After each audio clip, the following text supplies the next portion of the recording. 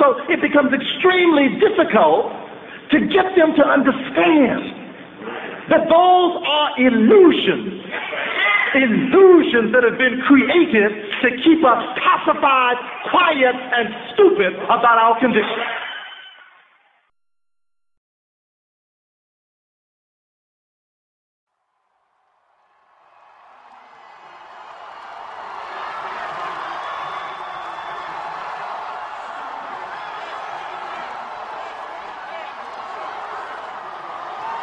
11 p.m. on the East Coast. We're back on the air, and we have news. There will be young children in the White House for the first time since the Kennedy generation. An African-American has broken the barrier as old as the Republic. An astonishing candidate, an astonishing campaign, a seismic shift in American politics. You are looking at the 44th President of the United States. The celebrations begin.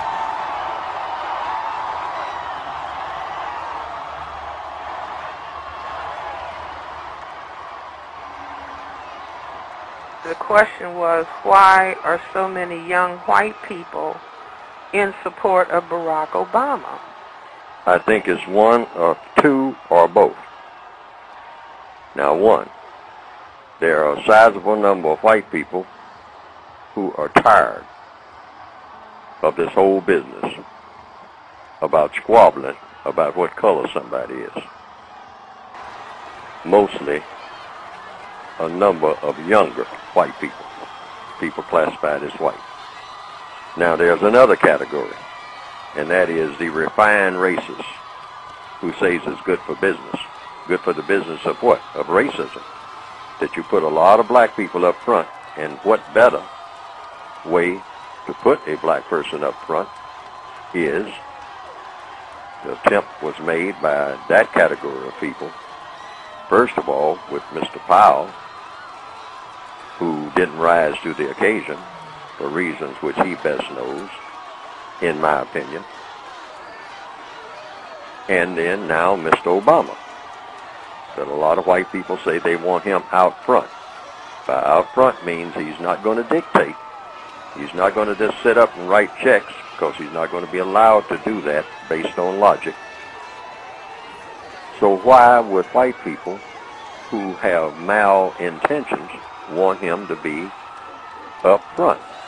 Is because in any organized, that's the white people who are racist, that is. Now, racism works on the principle of organized crime. One thing that you do in modern organized crime is that you have what they call buffers. You have people to take the rap for things that you are going to do behind the scenes. And I think this is the master plan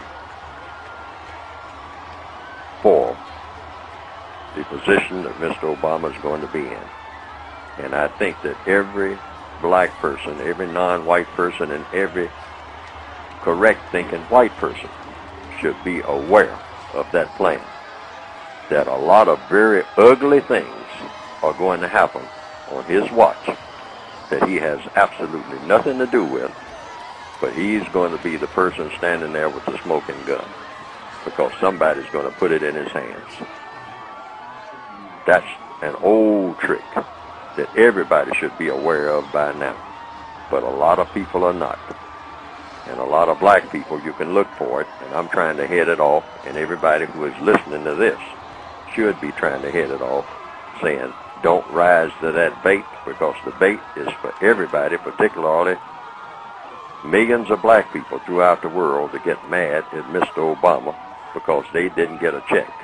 We have to codify in such a way that all of the things that we do are designed to tailor to the individual to do the best that he or she can wherever he or she happens to be in the known universe on any given day, as if Mr. Obama was never elected president.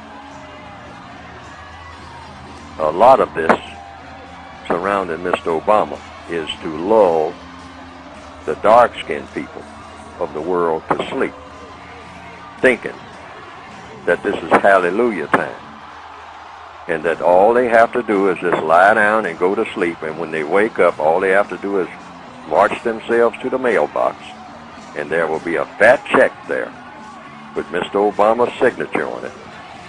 And when they go to that mailbox and they do not see that check there,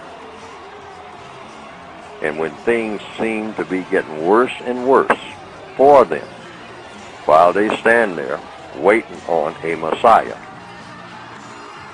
they're going to get angry at Mr. Obama, which is exactly what a huge segment of the white supremacist culture have planned.